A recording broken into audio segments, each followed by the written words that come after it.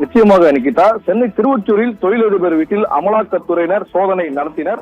துப்பாக்கி ஏந்திய மத்திய பாதுகாப்பு போலீஸ் உதவியுடன் 6 பேர் கொண்ட குழுவினர், அதாவது டிரான்ஸ்போர்ட் நிறுவன இல்லத்தில் 3 மணி நேரத்திற்கு சோதனை நடத்தி அமலாக்கத்துறையினர் தற்போதுதான் அங்கிருந்து புறப்பட்டு இருக்கின்றனர். சென்னை 2 இடங்களில் அமலாக்கத்துறையினர் சோதனை நடத்தி வந்தனர். தேனாம்பேட்டையில் எல்லையம்மன் காலனி பகுதியில் அமலாக்கத்துறையினர் சோதனை செய்து வரும் அதே நேரத்துக்கு இந்த வடசென்னை திருவொற்றியூர் பத்மநாபா காலனி 3வது தெரு பகுதியில் வசித்து வரும் முருகேசன் என்பவரது வீட்டில் சோதனையானது நடைபெற்றது. முருகேசனின் மகனான ராஜேஷ், அருண் ஆகியோர் வசந்தம் டிரான்ஸ்போர்ட் என்ற பெயரில் கண்டெய்னர் டிரான்ஸ்போர்ட் மற்றும் ஷிப்பிங் ஏற்றுமதி இறக்குமதி நிறுவனம் நடத்தி வந்ததாகவும் 15 ஆண்டுகளாக இந்த இல்லத்திலே அவர்கள் வசித்து வருவதாகவும் கூறப்படுகிறது. இந்த நிலையில் 6 பேர் கொண்ட அமலாக்கத்துறையினர் அதிகாரிகள் காலை 7 மணி முதல் இங்கு சோதனை நடத்தி வந்தனர்.